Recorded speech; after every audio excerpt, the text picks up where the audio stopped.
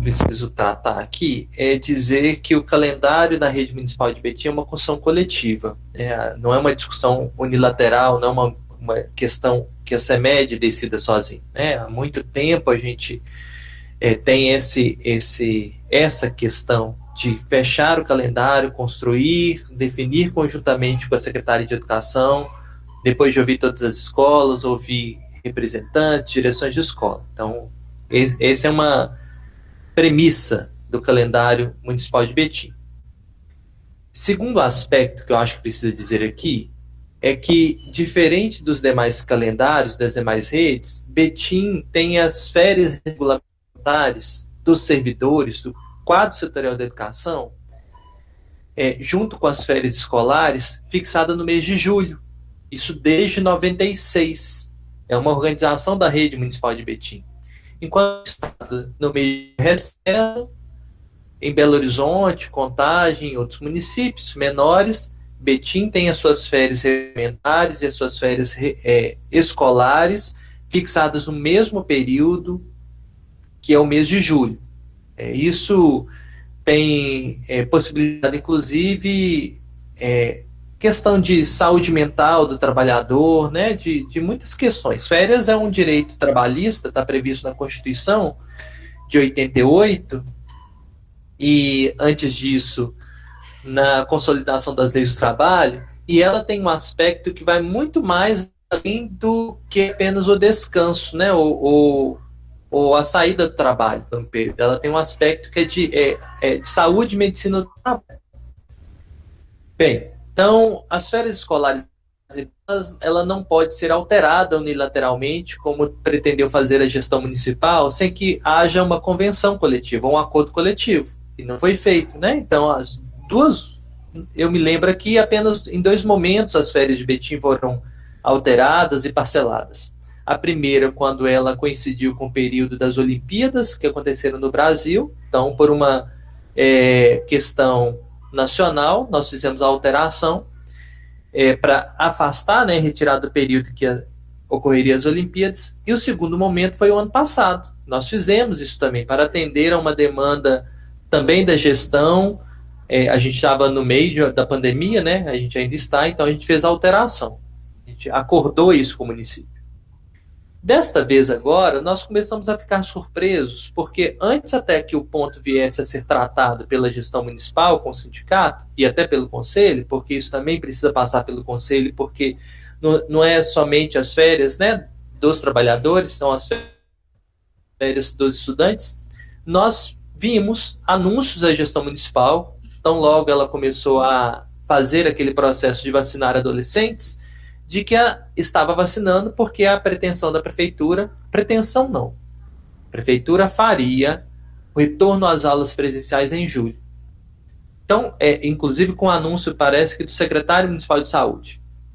Isso por si só já nos espantou, porque não foi objeto da mesa de negociação.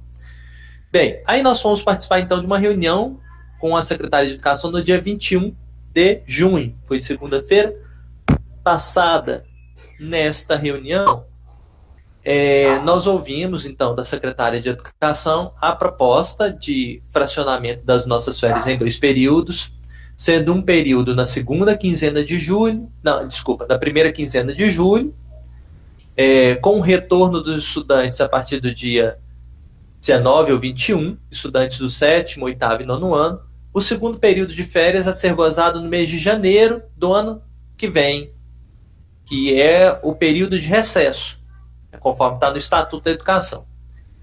E aí nós ouvimos, relatamos a nossa discordância naquele momento, mas nos comprometemos a discutir com os representantes de escola e o que de fato nós fizemos. Fizemos uma reunião pela manhã, pela tarde, à noite. Acho que nós chegamos a mais de 200 pessoas nessas 3 reuniões, representando toda a rede municipal de Betim. Também fizemos reuniões com pedagogos e com direções de escola. A rede toda foi unânime em rejeitar a proposta. Rejeitar a proposta sob qual aspecto, ou qual argumento? Sob o argumento de que nós estamos trabalhando diuturnamente desde quando nós retomamos o ano letivo em 2021. Nós temos preparado atividades, disponibilizado os drives, corrigido atividades, tem escolas que fazem, né, essa correção, esse monitoramento dos estudantes de diversas formas, né, apesar do termo de aditamento não ter essa possibilidade, as escolas fazem. As direções de escola estão indo todos os dias para a escola, muitas dessas vezes para atender a comunidade, quadro técnico também, que são os técnicos do secretário de biblioteca, os agentes de serviço escolar também têm ido, os professores pedagógicos preparando as atividades, alimentando os drives, nos momentos que a escola se abre para a entrega de kit de alimentação, também fazem a entrega do material impresso.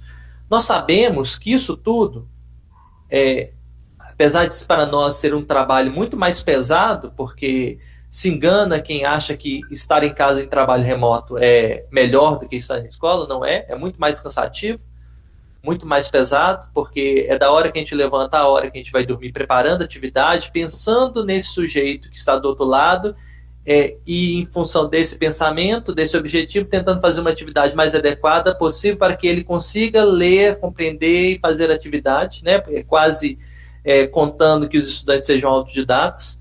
E isso pensando também em outro aspecto, que todos os governos falharam muito ao não oportunizar para os estudantes metodologias, ferramentas tecnológicas, internet, equipamentos. Ninguém fez isso, né?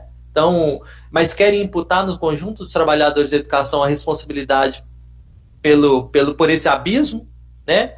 E a gente está nessa questão. Então, a gente tem trabalhado muito, e por estar trabalhando muito, além de ser um direito, é necessário à saúde mental de todos os trabalhadores o descanso, as férias regulamentares. Não é porque a gente não está na escola que a gente não trabalhou e porque a gente e por isso não tem que ter férias, né? Então, as férias regulamentares. Levamos o debate, retornamos para a CEMED com a reunião, né, para trazer a resposta da rede.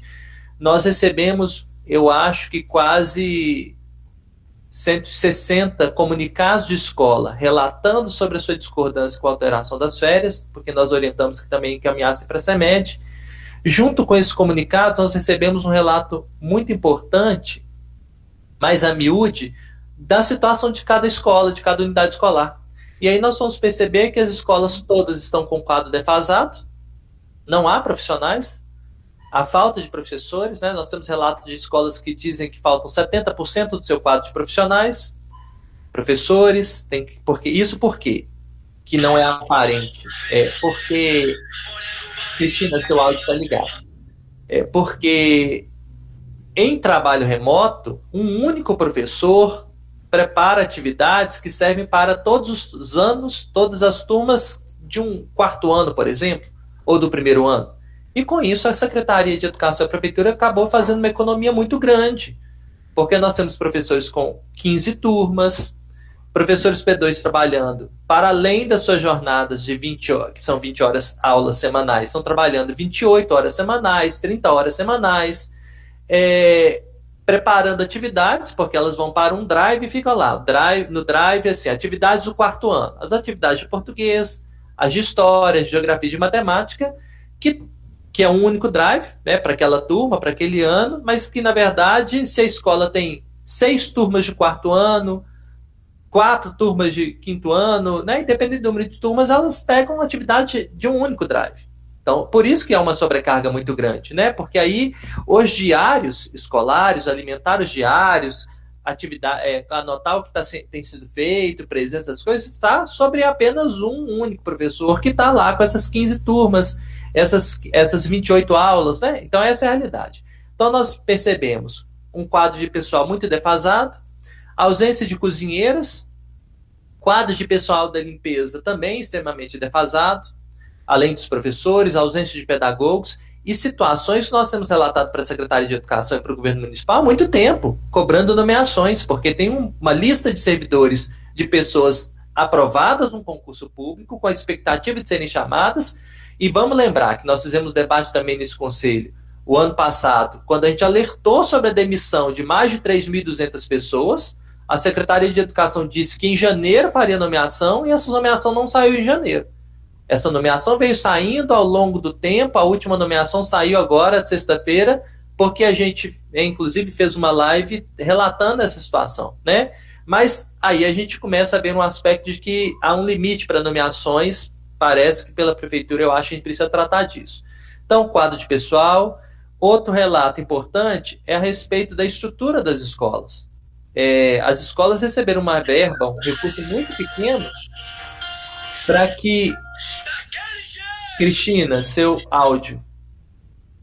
As escolas receberam um recurso muito pequeno para que desenvolvessem, ou, na verdade, reestruturassem as escolas para que pudesse, né, atender aos protocolos de biossegurança. Então, é esse o quadro. Nós relatamos para a rede municipal, nos dispusemos, relatamos para a CEMED, nos dispusemos a fazer a construção coletiva do retorno e também dos protocolos. Termino dizendo, para não ficar com a fala por mais tempo, que quando nós adentramos para a pandemia, em março do ano passado, acho 18 ou 22 de março do ano passado, nós tínhamos uma realidade que é completamente diversa da que a gente tem hoje, que é um quadro de adoecimento, contaminação e de óbitos muito grande. Então, se a gente pegar essa planilha, esses dados, esses gráficos, nós vamos ver que hoje a realidade é completamente diversa.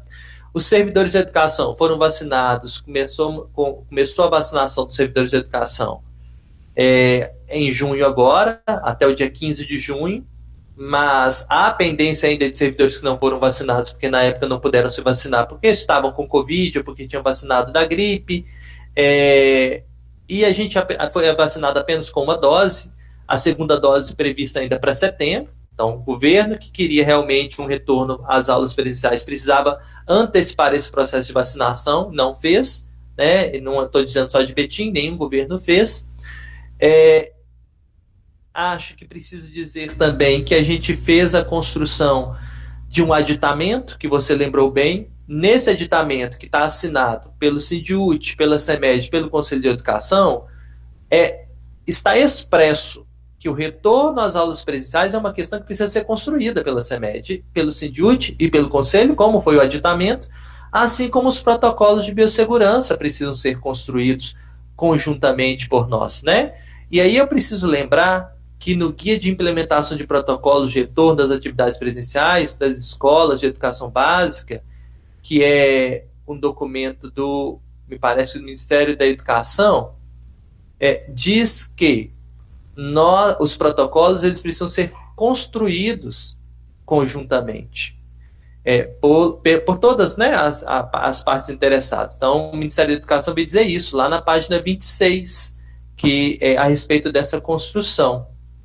E isso não foi feito, né? Nós tivemos acesso a uma primeira versão dos protocolos, com um número de páginas, né, uma versão preliminar, porque a gente pediu. Depois nós perguntamos se o protocolo se era ainda o mesmo. Nós recebemos uma segunda versão, aí já assinada pela equipe da Secretaria de Saúde. E na reunião do dia 21, nós recebemos uma outra versão dos protocolos. Mas nenhuma dessas três versões, apesar da gente ter tido acesso a ela, foi construída conosco, e acredito que com o Conselho também não. Então a gente está aqui para finalizar a disposição da construção. Não é possível que o governo entenda ou determine que o nosso retorno será no dia 2 de agosto, porque não vai ser assim, né? A gente precisa construir isso. As pessoas precisam ser formadas, as pessoas precisam ser orientadas. Nós vamos retornar para a rede no dia 2 já com estudante? Impossível, inviável, impraticável, né? Não é possível. Apesar da gente querer que esse retorno se dê da forma mais rápida possível, a gente precisa pensar no esquema completo de vacinação das pessoas, de todos os trabalhadores de educação, na estrutura das escolas. Tem escola que está com a cozinha no chão, em obras, né? Diversas escolas em obras. Estou concluindo.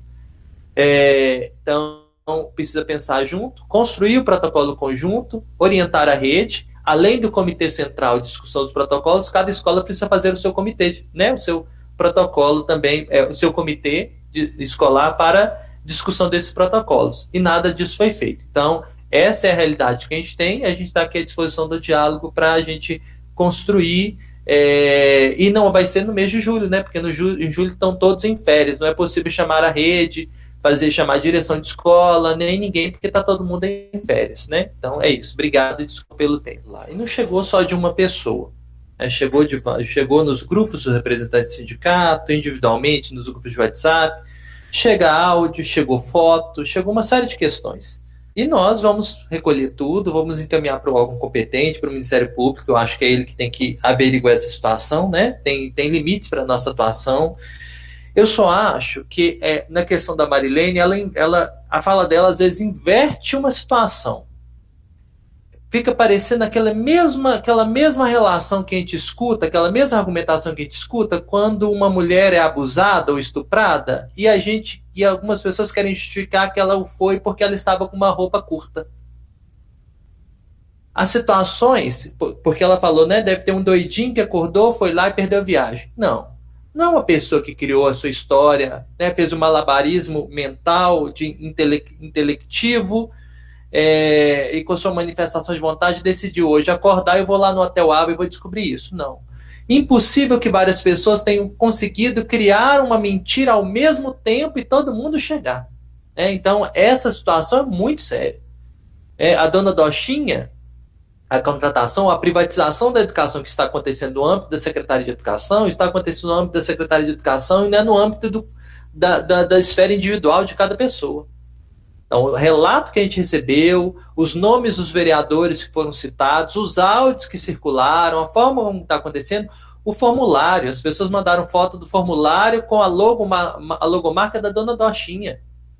Elas relataram, a gente recebeu fotos das pessoas na fila com a pasta e na pasta estava escrito, tinha um formulário. Então, desconsiderar isso, dizer que nada aconteceu, como se nós estivéssemos debatindo no âmbito do País das Maravilhas, não estamos.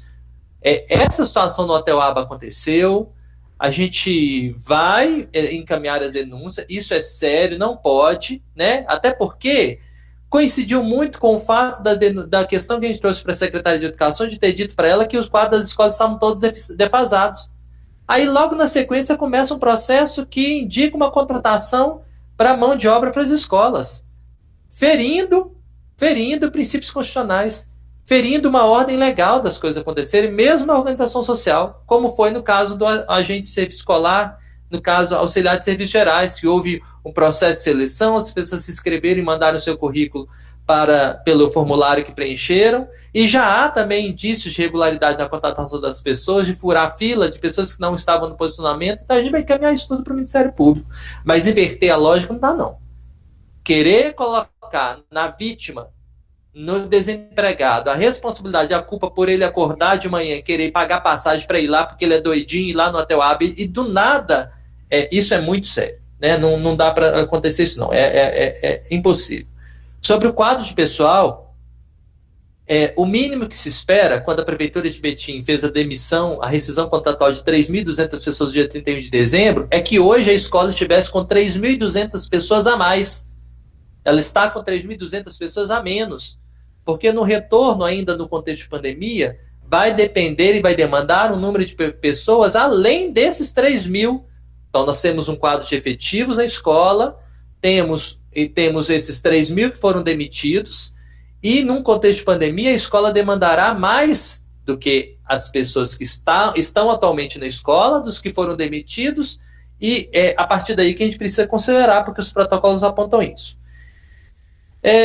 Sobre uma questão importante, mesmo que a prefeitura queira impor a questão do retorno, e a gente ouviu aqui o tempo todo que o Estado está voltando, que o município está voltando, está todo mundo voltando, tem uma deliberação do Comitê Covid, a 129, que diz que trata dos protocolos de retorno e do retorno em si, e ela diz que não há retorno em nenhum lugar quando dá onda vermelha ou onda roxa. A possibilidade de retorno existe na onda amarela e Betim está na onda vermelha. Como que a gente vai voltar em julho? Como é que a previsão do retorno nós vamos voltar lá se a gente... Agosto, Luiz. Mas antes era julho, né? Agora passou para agosto. Pode ser que em agosto nós estejamos em onda amarela. É possível, né? Então essa questão ela precisa ser observada também. Sobre essa reunião que foi marcada para amanhã, eu acho que vai ser um grande teatro. Um grande evento. Isso não é comitê. Isso é uma reunião, mais uma reunião para que a CEMED apresente um protocolo que já está pronto. Não vai ser um espaço de discussão. E eu acho que está desrespeitando a instância do Conselho Municipal de Educação.